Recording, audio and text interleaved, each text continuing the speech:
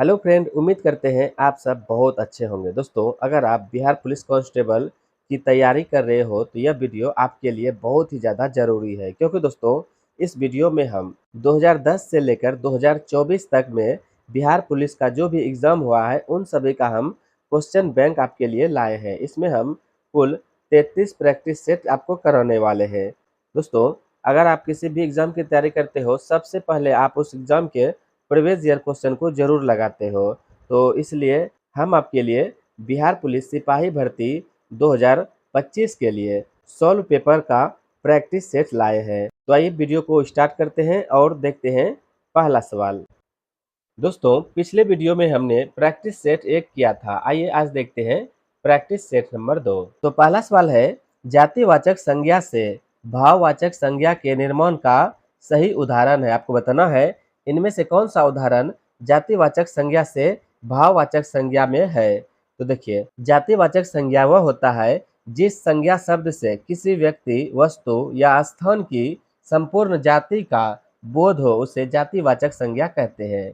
और भाववाचक संज्ञा, देखिए, जिस संज्ञा शब्द में अवस्था, गुण, दोष आदि का बोध हो उसे भाववाचक संज्ञा कहते हैं। देखिए दोस्तों, जातिवाचक संज्ञा में लड़का लड़का जो है यह व्यक्ति का बोध कर रहा है, यह होगा जातिवाचक। और लड़कपन जो होगा यह हो जाएगा आपका भाववाचक। इसका आंसर होगा ऑप्शन नंबर 3। उसके बाद आइए देखते हैं सवाल नंबर 2।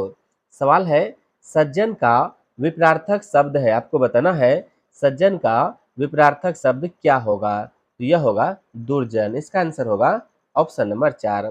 उसके बाद सवाल नंबर 3 है, निम्नलिखित में से भारतेंदु की सही संधि विच्छेद है। आपको बताना है इनमें से भारतेंदु का सही संधि विच्छेद कौन सा है।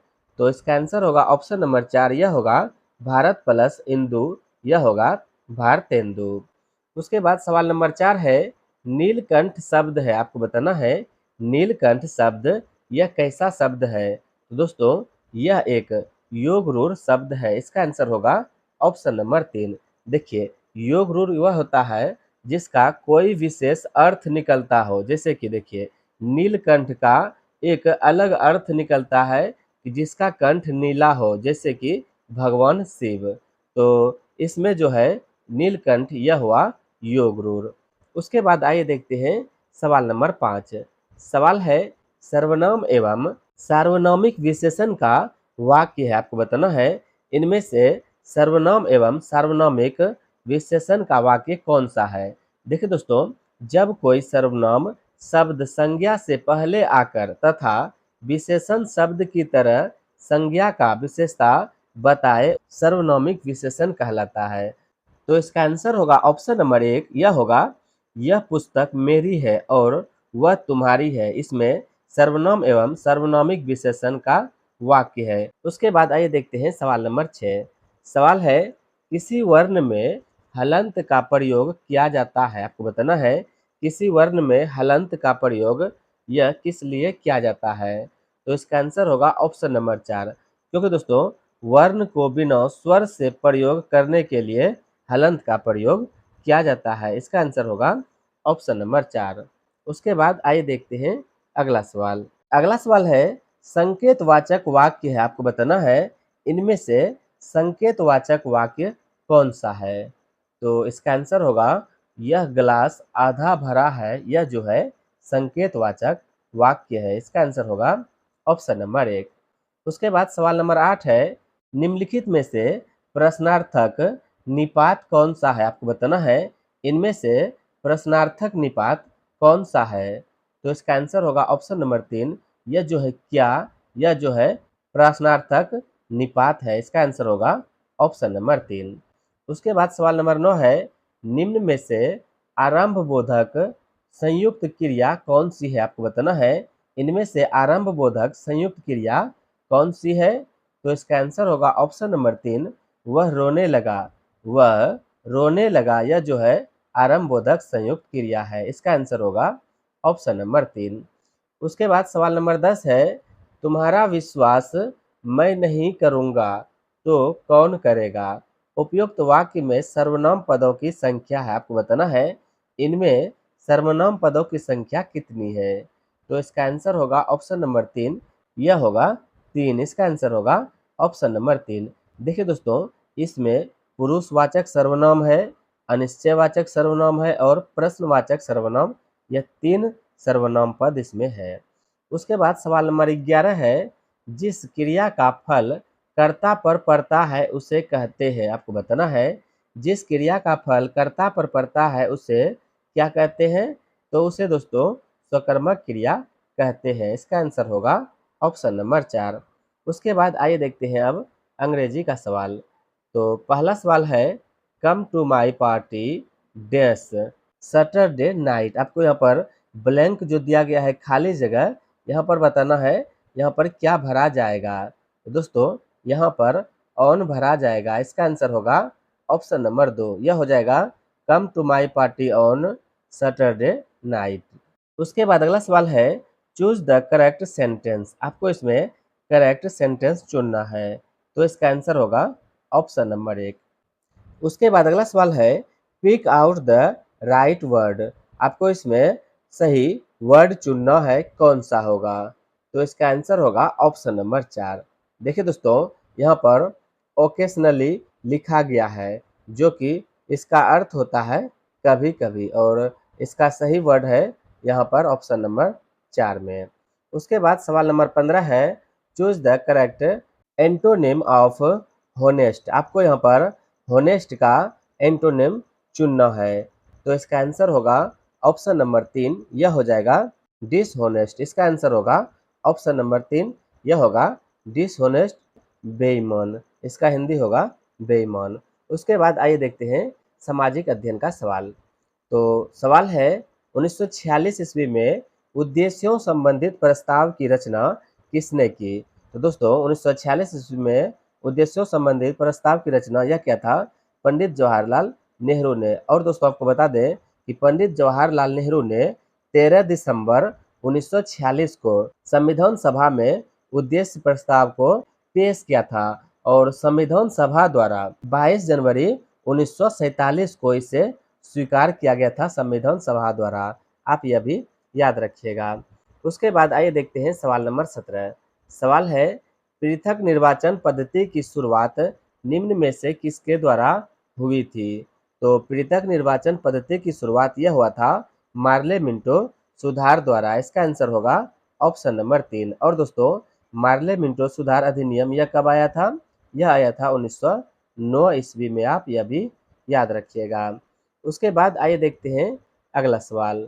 अगला सवाल है, स्वतंत्रता या मृत्यु का नारा किसके द्वारा दिया गया। आपको बताना है स्वतंत्रता या मृत्यु का नारा यह किसके द्वारा दिया गया था, तो यह अमेरिकी सेना द्वारा दिया गया था। इसका आंसर होगा ऑप्शन नंबर 2। और दोस्तों अमेरिका जो है यह स्वतंत्र कब हुआ था, यह हुआ था 4 जुलाई 1776 को। अमेरिका 4 जुलाई 1776 को स्वतंत्र हुआ था। उसके बाद आइए देखते हैं अगला सवाल। अगला सवाल है, बोस्टन बंदरगाह पर 340 चाय के बक्सों को समुद्र में फेंका गया। इन घटना को किस नाम से जाना जाता है। तो दोस्तों इस घटना को बोस्टन टी पार्टी नाम से जाना जाता है। इसका आंसर होगा ऑप्शन नंबर 3। और दोस्तों बोस्टन टी पार्टी की घटना यह कब घटी थी, तो यह घटी थी 16 दिसंबर 1773 को। 16 दिसंबर 1773 को। आप इसे जरूर याद रखिएगा। उसके बाद सवाल नंबर 20 है, अमेरिका, कनाडा, डेनमार्क, ब्रिटेन, पुर्तगाल, फ्रांस, बेल्जियम, हॉलैंड, एक्सजेम्बर्ग, तुर्की और ग्रीस ने एक सैनिक संधि की जिसे कहा जाता है। आपको बताना है इन सब ने मिलकर एक सैनिक संधि बनाया था, उसका नाम क्या है। तो दोस्तों इसका नाम है नाटो, यह होगा नाटो। दोस्तों यह एक संगठन है, और नाटो का स्थापना कब हुआ था, तो नाटो का स्थापना 4 अप्रैल 1949 को हुआ था। 4 अप्रैल 1949 को। और वर्तमान में नाटो में कुल 32 सदस्य है, इसमें कुल 32 देश सदस्य है। आप यह जरूर याद रखिएगा। उसके बाद सवाल नंबर 21 है, राष्ट्र संघ के अस्थायी सदस्य थे। आपको बताना है इनमें से राष्ट्र संघ के अस्थायी सदस्य कौन थे। देखिए दोस्तों राष्ट्र संघ द्वारा 5 अस्थायी और 10 अस्थायी सदस्य चुना जाता है, जिसमें कि 5 अस्थायी सदस्य यह होगा आपका ब्रिटेन, उसके बाद होगा चीन, फ्रांस, उसके बाद यहाँ पर होगा रूस और अमेरिका। यह जो है 5 ब्रिटेन, चीन, फ्रांस, अमेरिका, रूस, यह पांचों अस्थायी सदस्य है। लेकिन यहाँ पर राष्ट्र संघ में अस्थायी सदस्य आपसे पूछा गया था। देखिए दोस्तों, ऑप्शन इसमें गलत दिया गया है, क्योंकि यहाँ भी ब्रिटेन है और यहाँ पर भी ब्रिटेन है, यहाँ ब्रिटेन है, यहाँ भी ब्रिटेन है। सब में ब्रिटेन है और ब्रिटेन क्या है? यह एक अस्थायी सदस्य है, न कि वो अस्थायी। यहाँ पर इसमें गलत ऑप्शन दिया गया है। उसके बाद आइए देखते हैं अगला सवाल। अगला सवाल है, प्रथम विश्व युद्ध का मुख्य कारण था, आपको बताना है प्रथम विश्व युद्ध का मुख्य कारण क्या था। तो यह होगा त्रिपक्षीय संधि। दोस्तों, त्रिपक्षीय संधि के कारण प्रथम विश्व युद्ध हुआ था और प्रथम विश्व युद्ध जो है इसका शुरुआत 28 जुलाई 1914 को हुआ था। आप यह भी याद रखिएगा। उसके बाद आइए देखते हैं सवाल नंबर 23। सवाल है, पाषाण युग में काटने के लिए सामान्यतः प्रयुक्त उपकरण को कहा जाता था। तो पाषाण युग में काटने के लिए सामान्यतः प्रयुक्त उपकरण को कुल्हाड़ी कहा जाता था। इसका आंसर होगा ऑप्शन नंबर 1। उसके बाद दोस्तों 24 नंबर सवाल है, गुप्त काल के प्रसिद्ध गणितज्ञ थे, आपको बताना है गुप्त काल के प्रसिद्ध गणितज्ञ कौन थे। तो यह होगा आपका आर्यभट्ट। इसका आंसर होगा ऑप्शन नंबर 2। और दोस्तों, गुप्त काल को भारत का स्वर्ण काल भी कहा जाता है और आर्यभट्ट ने शून्य का खोज किया था। आप यह भी याद रखिएगा। उसके बाद सवाल नंबर 25 है, अलाई दरवाजा किसके शासनकाल में बनाया था। तो अलाई दरवाजा जो है यह अलाउद्दीन खिलजी के शासनकाल में बनाया था। और आपको बता दें, अलाई दरवाजा जो है यह कुतुब मीनार के परिसर में है। आप यह याद रखिएगा। और कुतुब मीनार कहाँ पर है? यह है दिल्ली में। आप इसे जरूर याद रखिएगा। उसके बाद सवाल नंबर 26 है, राजा राममोहन राय के द्वारा चलाया गया सुधार आंदोलन था। तो राजा राममोहन राय द्वारा चलाया गया आंदोलन यह था ब्रह्म समाज। इसका आंसर होगा ऑप्शन नंबर 4, यह होगा ब्रह्म समाज। और दोस्तों, इसने ब्रह्म समाज का स्थापना कब किया था? यह किया था 1828 ईस्वी में। आप यह याद रखिएगा। उसके बाद सवाल नंबर 27 है, थियोसॉफिकल सोसाइटी की स्थापना किनके द्वारा की गई।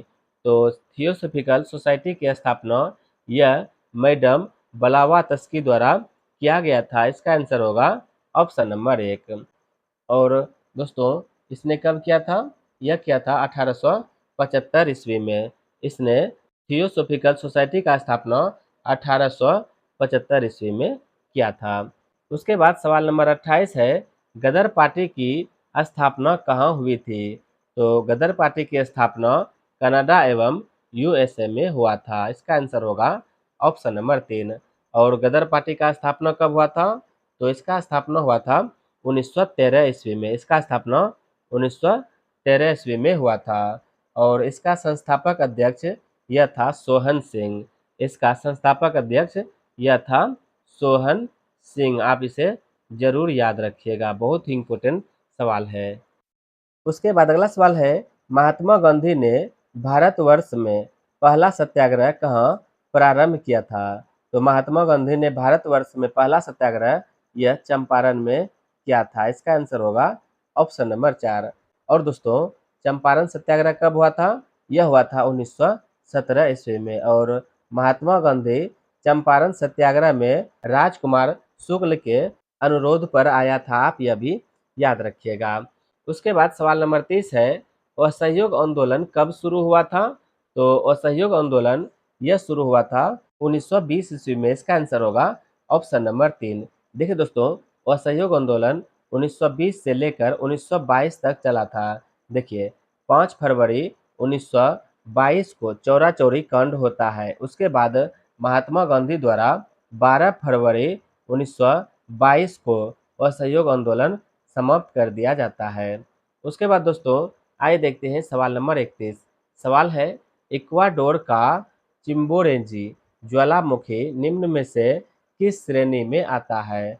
इक्वाडोर का चिम्बोरेंजी ज्वालामुखी यह सक्रिय ज्वालामुखी में आता है। इसका आंसर होगा ऑप्शन नंबर 2। उसके बाद सवाल नंबर 32 है, विषुवत रेखा क्षेत्र के सघन वन लाभदायक है। आपको बताना है विषुवत रेखा क्षेत्र के सघन वन यह किसके लिए लाभदायक है? तो इसका आंसर होगा ऑप्शन नंबर 2, यह जड़ी बूटी के लिए लाभदायक है। उसके बाद सवाल नंबर 33 है, आप ग्लास हाउस में सब्जियां कहाँ उगाएंगे? तो ग्लास हाउस में सब्जी यह टुंड्रा प्रदेश में उगाया जाएगा। इसका आंसर होगा ऑप्शन नंबर 4, क्योंकि दोस्तों टुंड्रा में तापमान 0 डिग्री सेल्सियस से कम होता है। उसके बाद सवाल नंबर 34 है, विषुवत रेखा के समीप तापमान सबसे अधिक होता है क्योंकि?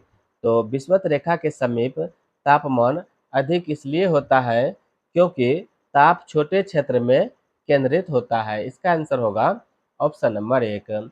उसके बाद सवाल नंबर 35 है, आग्नेय शेल में निम्नलिखित में से कौन से तत्व नहीं पाए जाते हैं? आग्नेय शेल मैग्मा के ठंडे होने का कारण बने हैं, यह सही है। इसे परतदार चट्टान भी कहते हैं। देखिए दोस्तों, आग्नेय शेल को परतदार चट्टान नहीं कहते हैं और आपको इसमें नहीं पता करना था। यहाँ पर सवाल था, आग्नेय शेल में निम्नलिखित में से कौन से तत्व नहीं पाए जाते हैं? इसका आंसर होगा ऑप्शन नंबर 2। उसके बाद आइए देखते हैं सवाल नंबर 36। सवाल है, निम्नलिखित में से कौन सा खाद्य फसल नहीं है?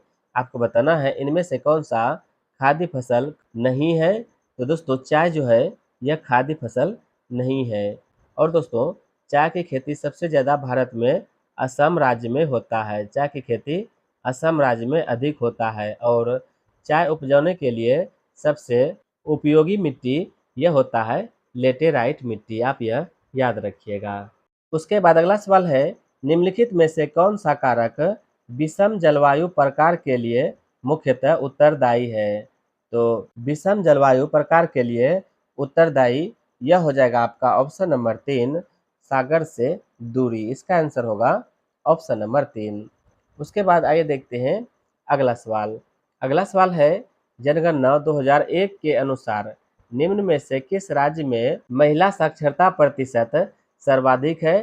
तो दोस्तों 2001 की जनगणना के अनुसार केरल राज्य का महिला साक्षरता प्रतिशत सबसे अधिक है और 2011 के जनगणना के अनुसार भी केरल में सबसे ज़्यादा शिक्षित महिला है। उसके बाद सवाल नंबर 39 है, लिग्नाइट किस प्रकार का कोयला है? आपको बताना है लिग्नाइट यह किस प्रकार का कोयला है? दोस्तों यह निम्न प्रकार का कोयला है। इसका आंसर होगा ऑप्शन नंबर 4। देखिए, उत्तम कोटि का कोयला यह होता है एंथ्रासाइट, मध्यम प्रकार का कोयला यह होता है बिटुमिनस और निम्न वर्ग का होता है लिग्नाइट कोयला। उसके बाद आइए देखते हैं अगला सवाल।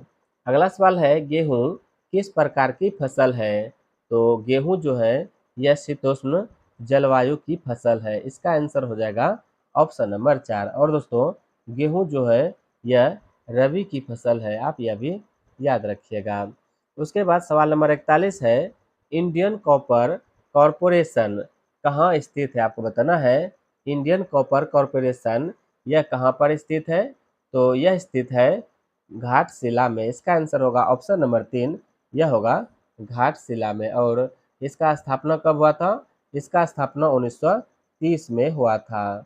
उसके बाद आइए देखते हैं अगला सवाल। अगला सवाल है, निम्नलिखित में से कौन सा राज्य गेहूं के उत्पादन में प्रथम स्थान पर रखता है? दोस्तों इनमें से सबसे ज़्यादा गेहूं उत्पादन यह होता है उत्तर प्रदेश में। इसका आंसर होगा ऑप्शन नंबर 1। उसके बाद होगा आपका पंजाब, उसके बाद मध्य प्रदेश। आप यह याद रखिएगा। उसके बाद सवाल नंबर 43 है, वायुमंडल की वह परत जो पृथ्वी पर रेडियो प्रसारण के लिए उत्तरदायी है। तो रेडियो प्रसारण के लिए उत्तरदायी यह होगा आपका आयन मंडल। इसका आंसर होगा ऑप्शन नंबर 3। देखिए दोस्तों, वायुमंडल की सबसे निचली परत यह कहलाती है क्षोभ मंडल, उसके बाद होता है समताप मंडल, उसके बाद होता है आयन मंडल। उसके बाद सवाल नंबर 44 है, स्टेलेक्टाइट स्थलाकृति का निर्माण होता है। स्टेलेक्टाइट स्थलाकृति का निर्माण यह होता है आपका भूमिगत जल द्वारा। इसका आंसर होगा ऑप्शन नंबर 2। उसके बाद सवाल नंबर 45 है, दार्जिलिंग जिला किस राज्य का भाग है? तो दार्जिलिंग जिला जो है यह पश्चिम बंगाल राज्य का भाग है। इसका आंसर होगा ऑप्शन नंबर 3। उसके बाद सवाल नंबर 46 है, विधान परिषद के सदस्य का कार्यकाल क्या है? तो विधान परिषद के सदस्य का कार्यकाल यह होता है 6 वर्ष का। इसका आंसर होगा ऑप्शन नंबर 2। और दोस्तों, विधानसभा के सदस्य का कार्यकाल होता है 5 वर्ष का। इसे भी आप याद रखिएगा। उसके बाद अगला सवाल है, नीति निर्देशक तत्व सरकार के मार्गदर्शन हेतु किसके द्वारा दिए गए हैं? तो दोस्तों, यह दिया गया है संविधान द्वारा। इसका आंसर होगा ऑप्शन नंबर 4। और दोस्तों, नीति निर्देशक को आयरलैंड के संविधान से लिया गया है। उसके बाद आइए देखते हैं अगला सवाल। सवाल है, पंचायती राज संस्थानों के जिला स्तर पर सर्वोच्च अंग का नाम है? तो पंचायती राज संस्था में जिला स्तर पर सर्वोच्च अंग का नाम यह है जिला परिषद। इसका आंसर होगा ऑप्शन नंबर 2। और दोस्तों, जिला परिषद का कार्यकाल यह 5 वर्ष का होता है। उसके बाद सवाल नंबर 49 है, किस राज्य में द्विसदनात्मक विधानमंडल नहीं है? आपको बताना है इनमें से किस राज्य में द्विसदनात्मक विधानमंडल नहीं है? तो इसका आंसर होगा आपका ऑप्शन नंबर 3, केरल राज्य में। देखिए दोस्तों, वर्तमान में द्विसदनात्मक विधानमंडल जो है यह 6 राज्य में है। और 6 राज्य कौन कौन से हैं? तो बिहार, उत्तर प्रदेश, महाराष्ट्र, मध्य प्रदेश, कर्नाटक, तेलंगाना और आंध्र प्रदेश। इसे आप याद रखिएगा। उसके बाद आइए देखते हैं सवाल नंबर 50। सवाल है, पंचशील निम्न देशों में से किसका समझौता है? तो पंचशील समझौता जो है यह भारत और चीन के बीच हुआ था। इसका आंसर होगा ऑप्शन नंबर 3। और यह समझौता कब हुआ था? यह हुआ था 1954 ईस्वी में। उसके बाद सवाल नंबर 51 है, संयुक्त राष्ट्र संघ में अमेरिका, ब्रिटेन, फ्रांस, सोवियत संघ और चीन अस्थायी सदस्य है किसका? तो दोस्तों, संयुक्त राष्ट्र संघ में सुरक्षा परिषद का सदस्य यह पांचों है। तो यह होगा सुरक्षा परिषद का। देखिए, संयुक्त राष्ट्र संघ का स्थापना कब हुआ था? इसका स्थापना हुआ था 24 अक्टूबर 1945 को। इसका स्थापना 24 अक्टूबर 1945 को हुआ था। और संयुक्त राष्ट्र संघ का मुख्यालय कहाँ पर है? तो इसका मुख्यालय है न्यूयॉर्क में। आप यह याद रखिएगा। उसके बाद आइए देखते हैं अगला सवाल। अगला सवाल है, भारत ने एक समझौते के तहत संयुक्त राष्ट्र को अपनी कौन सी सेना भेजने पर सहमति दी थी? तो यह दिया था भारतीय शांति सेना भेजने पर सहमति। इसका आंसर होगा ऑप्शन नंबर 4। उसके बाद अगला सवाल है, प्रत्यक्ष प्रजातंत्र का अस्तित्व किस देश में है? आपको बताना है प्रत्यक्ष प्रजातंत्र का अस्तित्व किस देश में है?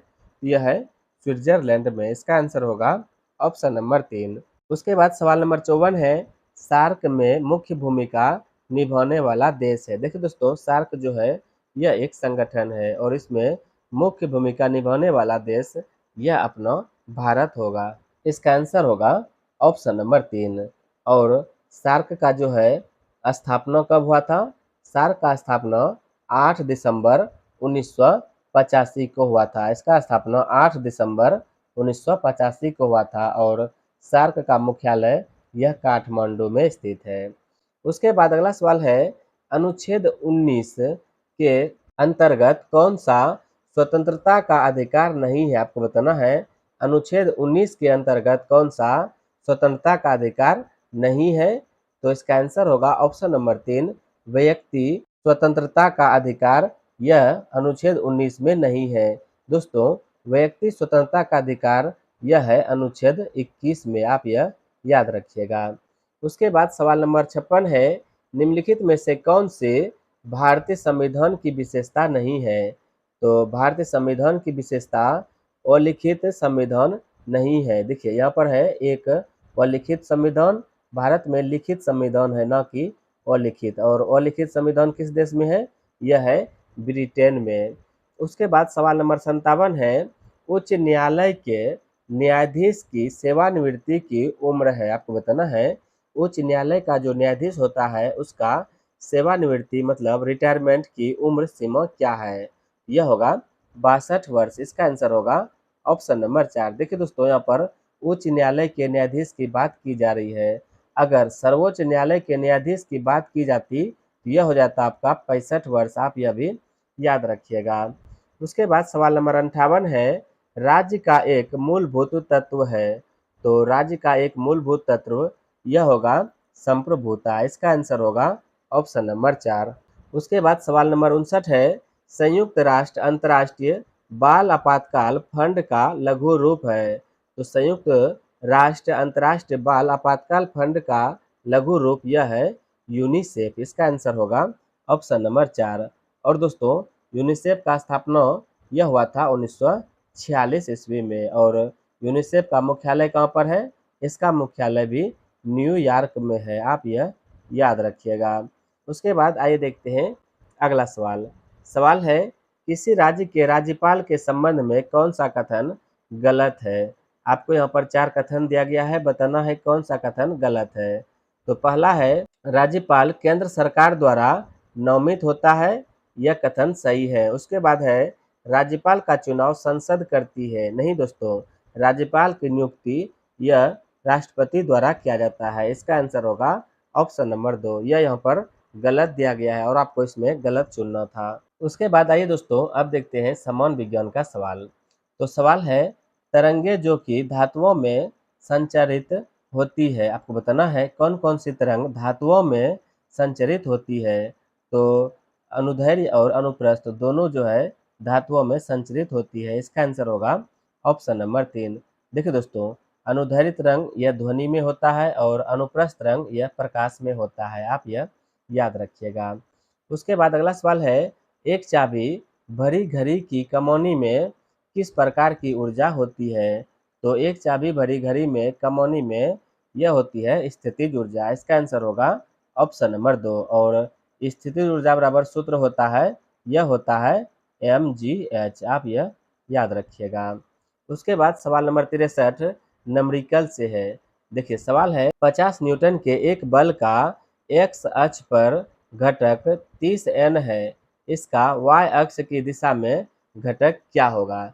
देखिए दोस्तों, इस सवाल को आपको पाइथागोरस सिद्धांत पर बनाना होगा। देखिए यहाँ पर फिगर बना के आपको हम समझाते हैं।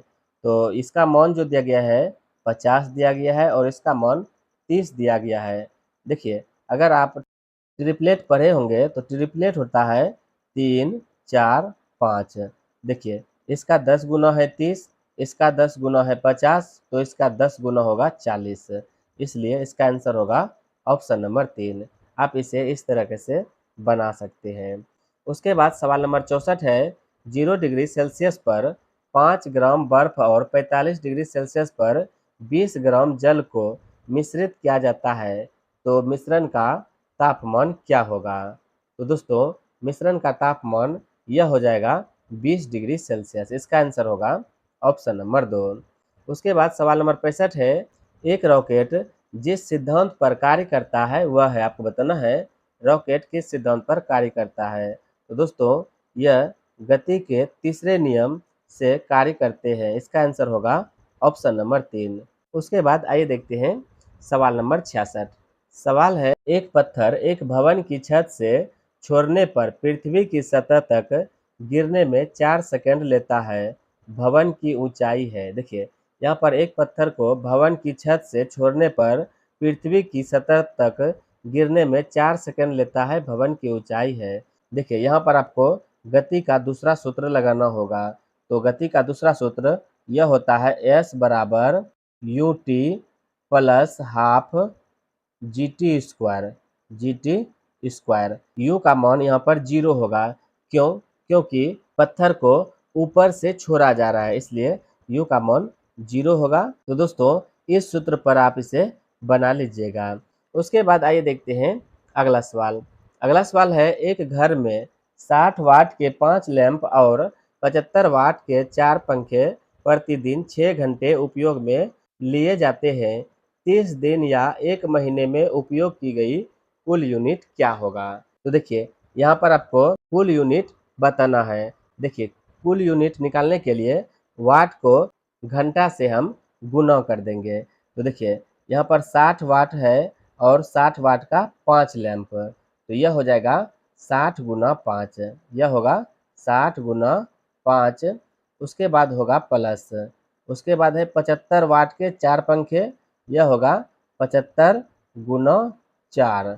उसके बाद दोस्तों फिर से आपको गुना करके लिखना है और यह हो जाएगा 6 घंटे प्रयोग में लाए जाते हैं, तो यह होगा 6 गुना 30 दिन तक का निकालना है। तो इन सभी को जब आप गुना करिएगा उसके बाद इसे आपको बदलना पड़ेगा किलोवाट घंटा में। तो गुना करने के बाद इसे आपको 1000 से भाग देना पड़ेगा। इसे आप अच्छी तरीके से बना लीजिएगा। उसके बाद आइए देखते हैं अगला सवाल। अगला सवाल है एक तरंग 0.8 सेकंड में 24 चक्र पूरा करती है, तरंग की आवृत्ति है। तो तरंग की आवृत्ति यह हो जाएगा आपका n/t। आवृत्ति बराबर होता है n/t। देखिए n का मान कितना है, यह है 24 बटा 0.8। इसे जब आप भाग दीजिएगा यह होगा आपका 30 हर्ट्ज। इसका आंसर होगा ऑप्शन नंबर 1। उसके बाद अगला सवाल है एक अस्थायी चुंबक किसी निश्चित बिंदु पर चुंबकीय क्षेत्र B उत्पन्न करता है। यदि इसे दो बराबर भागों में काट दिया जाए तो उस बिंदु पर उत्पन्न चुंबकीय क्षेत्र क्या होगा। यहाँ से पूछा जा रहा है इसे अगर बराबर भाग में काट दिया जाए तो इसमें उत्पन्न चुंबकीय क्षेत्र क्या होगा, यह होगा B/2। इसका आंसर होगा ऑप्शन नंबर 2। उसके बाद सवाल नंबर 70 है सूचीबद्ध फोकस दूरियों वाले 4 लैंपों का प्रयोग एक सूक्ष्मदर्शी अभिदृश्यक के रूप में करने पर विचार किया जा रहा है। जो लेंस किसी निश्चित नेत्रिका के साथ सर्वाधिक आवर्धन पैदा करता है उसकी फोकस दूरी है। तो दोस्तों उसकी फोकस दूरी यह हो जाएगा आपका -5 mm। इसका आंसर होगा ऑप्शन नंबर 1। उसके बाद सवाल नंबर 71 है घरेलू खाना पकाने की गैस में मुख्य रूप से होते हैं। दोस्तों इसमें मुख्य रूप से ब्यूटेन और आइसोब्यूटेन की द्रवीभूत होगा। इसका आंसर होगा ऑप्शन नंबर 4। उसके बाद सवाल नंबर 72 है रदरफोर्ड के अल्फा कण प्रकीर्णन प्रयोग द्वारा किसकी खोज हुई। देखिए रदरफोर्ड के अल्फा कण प्रकीर्णन प्रयोग द्वारा नाभिक का खोज हुआ था। इसका आंसर होगा ऑप्शन नंबर 4। और दोस्तों प्रोटॉन का खोज भी किया था रदरफोर्ड ने और इलेक्ट्रॉन का खोज यह किया था जे थॉमसन ने। उसके बाद अगला सवाल है वह सेल जिससे विद्युत धारा का उत्पादन रासायनिक अभिक्रिया के फलस्वरूप होता है कहलाता है। यह कहलाता है विद्युत रासायनिक सेल। इसका आंसर होगा ऑप्शन नंबर 1। उसके बाद सवाल नंबर 74 है समांगी मिश्रण का उदाहरण है, आपको बताना है समांगी मिश्रण का उदाहरण इनमें से कौन सा है। देखिए दोस्तों समांगी मिश्रण जिस मिश्रण में सभी घटक एक समान रूप से मिले हुए होते हैं उसे समांगी मिश्रण कहते हैं। तो इसका आंसर होगा ऑप्शन नंबर 1 गन पाउडर। यह जो है समांगी मिश्रण है। उसके बाद सवाल नंबर 75 है स्फटिन रासायनिक दृष्टिकोण से है, आपको बताना है स्फटिन जो है यह रासायनिक दृष्टिकोण से क्या है। तो यह हो जाएगा आपका SiO2। इसका आंसर होगा ऑप्शन नंबर 1। उसके बाद अगला सवाल है जब मैग्नीशियम और क्लोरीन के बीच अभिक्रिया होती है तब क्या होता है। तो जब मैग्नीशियम और क्लोरीन के बीच अभिक्रिया होता है तब प्रत्येक मैग्नीशियम परमाणु 2 इलेक्ट्रॉनों का त्याग करता है। इसका आंसर होगा ऑप्शन नंबर 4। यह होगा प्रत्येक मैग्नीशियम परमाणु 2 इलेक्ट्रॉनों का त्याग करता है। उसके बाद सवाल नंबर 77 है वह तरल जो ऑक्सीकारक तथा अवकारक दोनों की तरह कार्य करता है।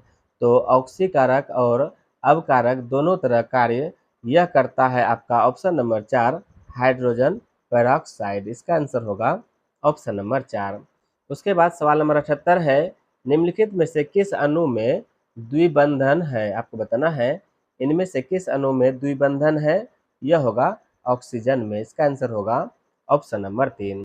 उसके बाद सवाल नंबर 79 है दहन की क्रिया के लिए निम्नलिखित में से कौन सी शर्त आवश्यक है, आपको बताना है दहन की क्रिया के लिए इनमें से कौन सी शर्त आवश्यक है। तो देखिए पदार्थ के ज्वलन ताप की प्राप्ति यह आवश्यक है। इसका आंसर होगा ऑप्शन नंबर 3। उसके बाद सवाल नंबर 80 है। इसमें आपको बताना है यह उदाहरण क्या है। देखिए दोस्तों, यहाँ पर आप ध्यान दीजिएगा, यह है परमाणु द्रव्यमान 14 और इसका भी परमाणु द्रव्यमान 14 है, लेकिन परमाणु क्रमांक इसका 6 है और इसका 7 है। देखिए जिसका परमाणु द्रव्यमान बराबर होता है वह कहलाता है समभारिक, वह कहलाता है समभारिक, और जिसका परमाणु क्रमांक बराबर होता है वह कहलाता है समस्थानिक। तो यह होगा आपका समभारिक। इसका आंसर होगा ऑप्शन नंबर 2।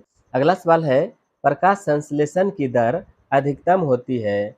तो प्रकाश संश्लेषण की दर लाल रंग में अधिकतर होती है, क्योंकि दोस्तों लाल रंग का तरंग दैर्ध्य सबसे अधिक होता है। उसके बाद सवाल नंबर 82 है। एक पौधे पर दूसरा उगने वाला पौधा कहलाता है। तो एक पौधे पर दूसरा उगने वाला पौधा यह कहलाता है एपीफाइट। इसका आंसर होगा ऑप्शन नंबर 4। उसके बाद सवाल नंबर 83 है। एम्फीबियंस आपको बताना है, एम्फीबियंस जो है इसका गुण क्या होता है। तो इसका आंसर होगा ऑप्शन नंबर 4। यह जल और थल दोनों में समान रूप से रहते हैं। उसके बाद सवाल नंबर 84 है। निम्नलिखित में से कौन पौधों में उत्सर्जन का एक उपोत्पाद नहीं है। आपको बताना है इनमें से कौन पौधों में उत्सर्जन का एक उपोत्पाद नहीं है। तो दोस्तों यूरिक एसिड जो है यह पौधों में उपोत्पाद नहीं है। इसका आंसर होगा। उसके बाद सवाल नंबर 85 है। निम्नलिखित में से कौन सी संरचना प्रोकैरियोटिक कोशिका में नहीं पाई जाती है। तो प्रोकैरियोटिक कोशिका में केंद्रक झिल्ली नहीं पाई जाती है। इसका आंसर होगा ऑप्शन नंबर 3। उसके बाद आइए बढ़ते हैं अगले सवाल की ओर। अगला सवाल है, फसलों में डीडीटी के छिड़काव से प्रदूषित होता है। तो फसलों में डीडीटी का जब छिड़काव करते हैं तो इससे वायु, मृदा और जल यह प्रदूषित होता है। इसका आंसर होगा ऑप्शन नंबर 2। उसके बाद सवाल नंबर 87 है। एफ्लाटॉक्सिन नामक विष उत्पन्न किया जाता है। तो एफ्लाटॉक्सिन नामक विष यह उत्पन्न किया जाता है फंगस द्वारा। इसका आंसर होगा ऑप्शन नंबर 3। उसके बाद सवाल है, मानव शरीर के किस अंग में रुधिर ऑक्सीजन युक्त होता है। तो मानव शरीर के दायां आलिंद में रुधिर ऑक्सीजन युक्त होता है। इसका आंसर होगा ऑप्शन नंबर 3। उसके बाद सवाल नंबर 89 है।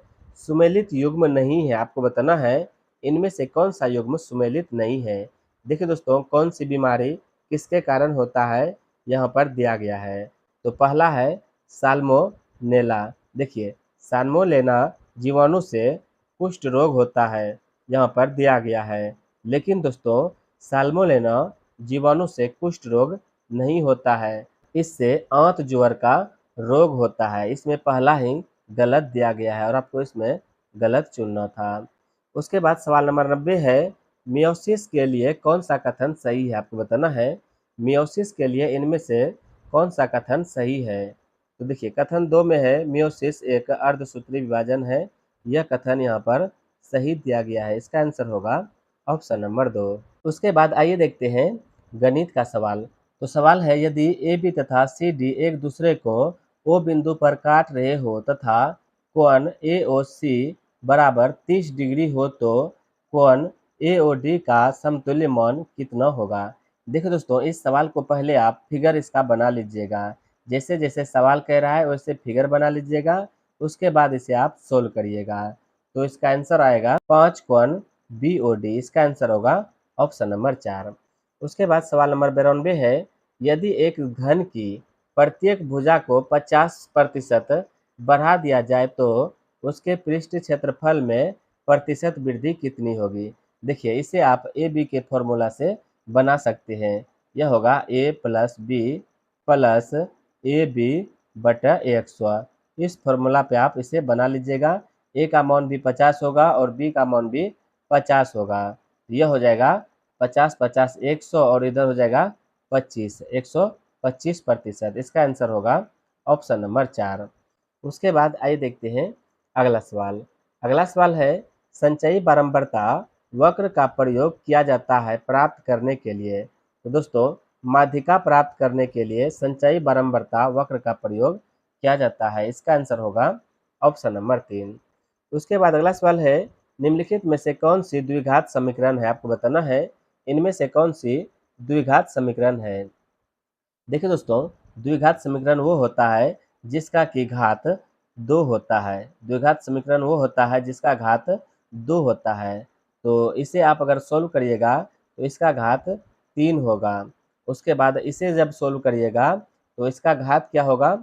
इसका घात हो जाएगा आपका 4, और इसे जब सोल्व करिएगा इसका घात भी 4 होगा। लेकिन ऑप्शन नंबर 4 को जब सोल्व करिएगा इसका घात 2 ही होगा, इसलिए यह होगा द्विघात समीकरण। उसके बाद सवाल नंबर 95 है, 70,000 रुपये के स्टॉक से 2% की दर पर आय होगा। तो देखिए 70,000 का आपको 2% निकालना है, तो यह हो जाएगा 70,000 गुना 2/100। तो जब आप इसे सोल्व करिएगा तो यह होगा 1400 रुपया। उसके बाद आइए देखते हैं अगला सवाल। अगला सवाल है, सरलीकरण के पश्चात 3 इंटू एक्स पे पावर 4 वाई पे पावर 3 ब्रैकेट, उसके बाद है 18 इंटू एक्स पे पावर 3 वाई पे पावर 5 का मान है। आपको इसमें इसका मान बताना है। तो देखिए दोस्तों, आपको इससे गुना करना होगा इसमें। तो देखिए 3 से गुना करिएगा 18 में, तो यह होगा 54। उसके बाद यहाँ पे पावर एक्स पे पावर 3 है और यहाँ पर एक्स पावर 4 है, तो गुना में पावर जुटेगा, एक्स पावर होगा 7। उसके बाद वाई पे पावर 5 है और वाई पे पावर 3 है, तो यह हो जाएगा 8। इसका आंसर होगा ऑप्शन नंबर 2। उसके बाद अगला सवाल है, एक वृत्ताकार पहिए की त्रिज्या 1.75 मीटर है। 11 किलोमीटर की दूरी तय करने में यह कितने चक्कर लगाएगा? आपको बताना है 11 किलोमीटर की दूरी तय करने में यह कितना चक्कर लगाएगा। देखिए दोस्तों, सबसे पहले आपको इसका परिधि निकालना होगा। वृत्त की परिधि होता है 2πr, तो यह होगा 2 गुना पाई का मान 22/7 गुना आर का मान 1.75, यह होगा गुना 1.75। तो दोस्तों, इसे जब आप सॉल्व करिएगा तो परिधि का मान निकल कर आएगा 11, यह होगा 11। और दोस्तों, यहाँ पर जो दिया गया है यह दिया गया है 11 किलोमीटर में, आपको इसको मीटर में बदलना होगा। तो 11 को 1000 से आपको गुना करना पड़ेगा, तो यह हो जाएगा 11 गुना 1000, और जो परिधि निकला है उसमें भाग देना है 11 से, तो यह होगा 11। तो 11 से 11 कट जाएगा, यह होगा 1000 चक्कर। इसका आंसर होगा ऑप्शन नंबर 2। उसके बाद अगला सवाल है, यदि एक्स वाई परिमेय संख्या है और 5 plus under root 11/3 minus 2 under root बराबर X plus Y under root 11, तब एक्स वाई के मान है। दोस्तों, इसे आपको सॉल्व करके बनाना होगा। इसका आंसर होगा ऑप्शन नंबर 2। उसके बाद आइए देखते हैं सवाल नंबर 99। सवाल है, आयताकार हॉल की लंबी भुजा 24 मीटर तथा इसके विकर्ण की लंबाई 26 मीटर है, तो इसका क्षेत्रफल होगा। देखिए, एक आयत दिया गया है और आयत का आपको लंबाई दिया गया है। इसका लंबाई है 24 और इसका विकर्ण जो दिया गया है यह दिया गया है 26। इसका विकर्ण 26 दिया गया है। आपको इसमें पहले चौड़ाई पता करना होगा, उसके बाद क्षेत्रफल पता होगा। तो देखिए दोस्तों, अगर आपको ट्रिपलेट पता होगा तो ये होता है ट्रिपलेट 5, 12, 13। एक ट्रिपलेट होता है 5, 12, 13। देखिए 12 का यह 2 गुना है और 13 का यह भी 2 गुना है, तो 5 का 2 गुना यह हो जाएगा 10, यह हो जाएगा 10। अब देखिए हमें लंबाई चौड़ाई पता चल गया, तो अब होगा इसका क्षेत्रफल लंबाई गुना चौड़ाई, तो 24 गुना 10 करिएगा, यह होगा 240। इसका आंसर होगा ऑप्शन नंबर 2। उसके बाद अंतिम सवाल है, 3n। देखिए दोस्तों, यहाँ पर n जो है यह पावर है, n जो है यह पावर है। 3 पे पावर n गुना 9 पे पावर n प्लस 1 भाग 3 पे पावर n माइनस 1 गुना 9 पे पावर n माइनस 1 का मान है। देखिए, इसे आपको भाग लगाना है, तो भाग में क्या होता है कि पावर जो है यह घट जाता है, तो पावर इस पे